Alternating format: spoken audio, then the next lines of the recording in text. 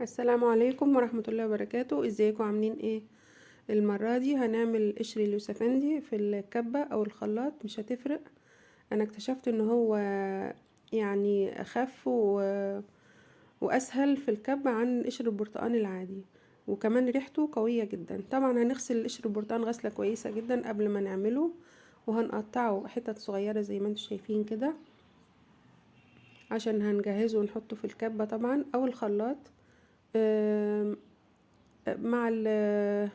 مع قشر اليوسفندي هحط حبة عصير قليلين كده، ولو مفيش عصير نحط حبة مية، مفيش مشاكل، علشان يسهل عمل الكبة معانا. شايفين اللون والجمال اللي في الكبة عامل ازاي؟ هو ده القوام او الملمس اللي احنا عايزينه لقشر اليوسفندي، وريحته اقوى زي ما قلت عن قشر البرتقال العادي. ممكن بقى تحتفظي بيه، هتعملي بيه كيكة البرتقال او بسكويت العيد طبعا ان شاء الله. كل سنة وانتم طيبين. ونحتفظ بيه في اكياس في الفريزر، اي وقت تحتاجيه هتطلعي الكيس وتاخدي منه معلقة او الكمية اللي انتي محتاجاها. ولو انتوا لسه بتشوفوا الفيديو لحد دلوقتي، يا ريت اللي لسه ما اشتركش في قناتي يشترك، وتفعلوا الجرس وكلمة الكل عشان توصلكوا كل فيديوهاتي.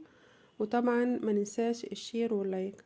واشوفكم في وصفة تانية احلى وسهلة مع صافي ان شاء الله. مع السلامة.